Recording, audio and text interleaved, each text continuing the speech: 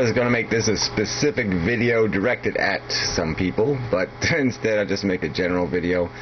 Yeah, I watched the Matt video and the video he was responding to and a couple other videos. And then I just spent like a half an hour with Jack, together with Peace, and discussing religion.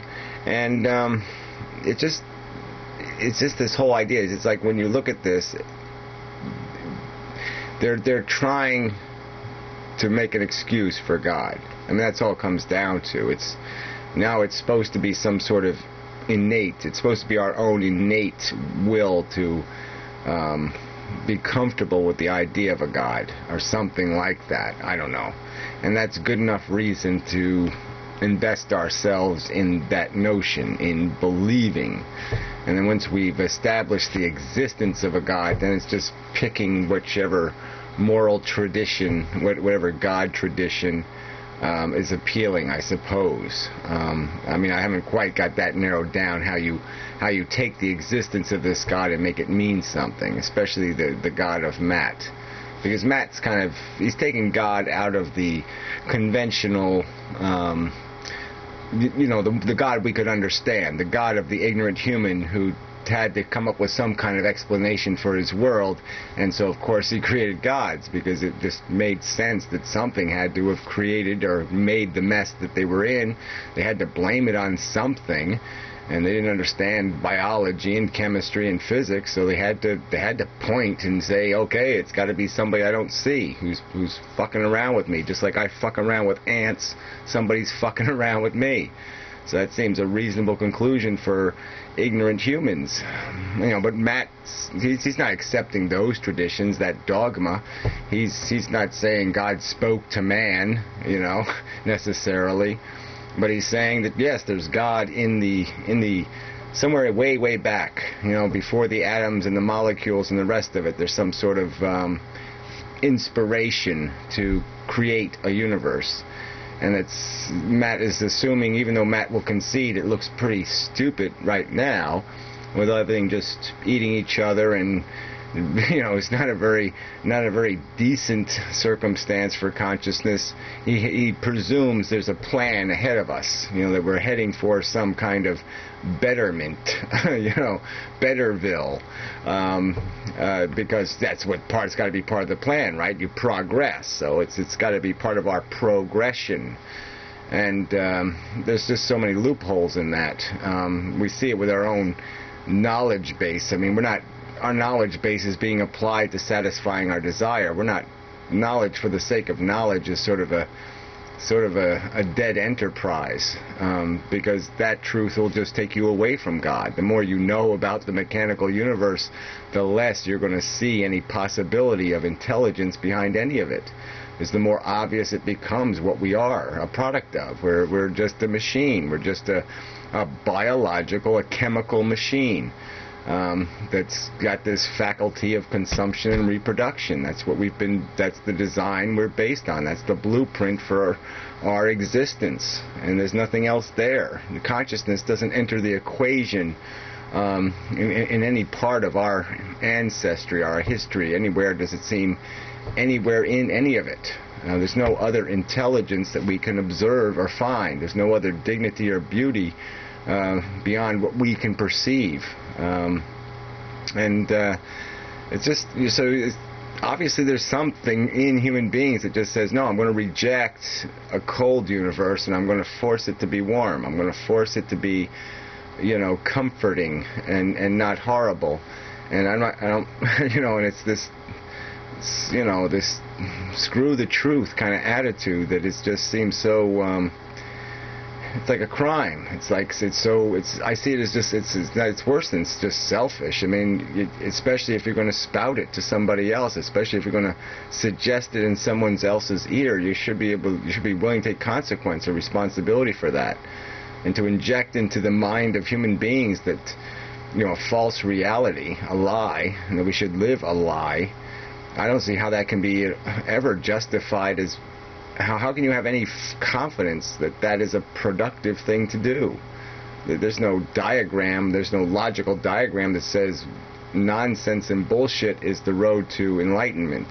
our nirvana, or the singularity, or anything else. It's not a road to anything good. I mean, what we know is that it's probably a bad road. It's a stupid road. It's a waste of time and energy, and human welfare will be wasted and squandered pursuing nonsense. I mean, people just don't need to be chasing rainbows and leprechauns and dragons and whatever else they're chasing. It's bullshit. So it's just irritating. But you see these different people forcing it. I mean, they're forcing the issue. I mean, we've got to presume the existence of the God, and that's just the way it is. It's got to be the premise of all conversation. It's got to be the acceptance of this as a condition of our existence, and or the deliberate consciousness, whatever we call that. I mean, just the whole idea of creation without intelligent creation that leaves its creation to unintelligent forces on its very face is insipid. And then, like I said, when you look at the biology, what we are is obvious. I mean, yeah, okay, we don't have cockroach antennas and wings and exoskeleton and all that stuff, but we're just cockroaches. We're just a fancy version of them. It's more elaborate, but we're playing the same game. We have our own role-playing and conditioning and reflexes that are triggering and mechanically making us move in certain ways and to do certain things.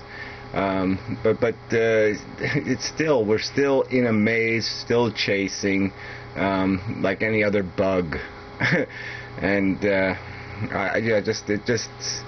it's frustrating.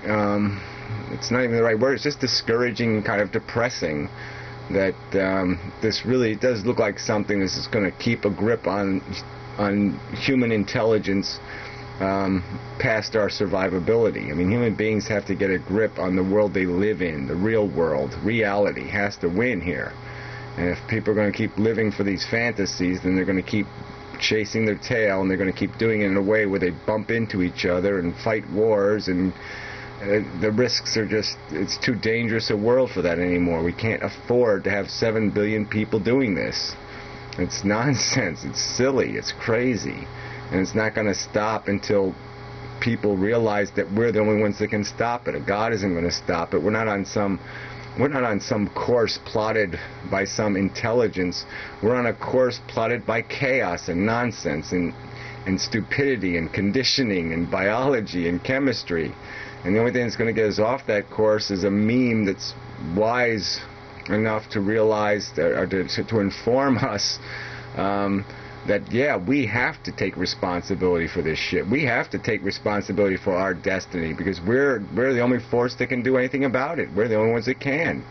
I mean, yes, nature will do its thing, but nature has no brain. So why should we accept the course plotted by stupid forces when we can accept a course plotted by our best intelligence? And we're just, there's too many people saying, well, let's just throw our best intelligence in the garbage. Let's worry about, quantum string nonsense and say, oh, well, that's it. There's spontaneity and randomness and free will because there's little stringies flying around behind the atoms and the molecules.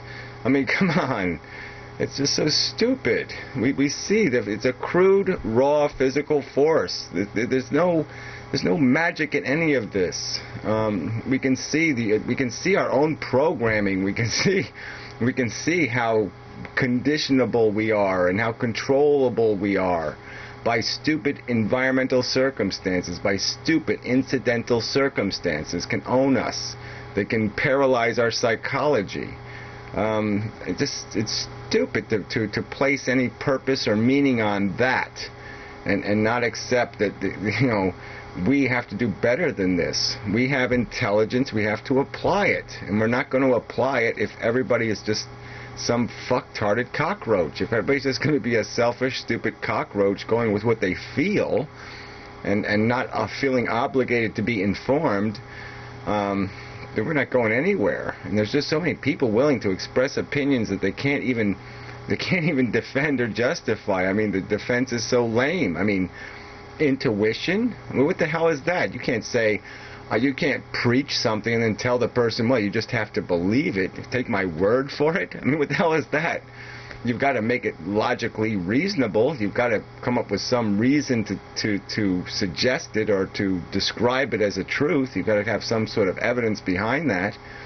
And it's like everybody's on some sort of stupid 9/11 truther mission or something, some kind of bullshit conspiracy based on nonsense, and they call it science, but it's nonsense.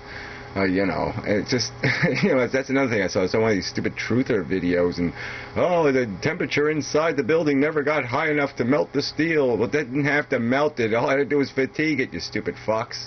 But it's not the point. I mean, you can go through all this stuff, this minutia, but, you know, they'll ignore the obvious. I mean, big, giant, fucking huge goddamn explosion. I mean, there's pictures of the building with the huge, giant explosion, and people sit there and they'll talk about, well, the building over there in Italy didn't fall down. Yeah, well, guess what? There was no fucking goddamn airplane that flew into it hundreds of miles an hour, and there was no big, giant explosion, you dumb fuck.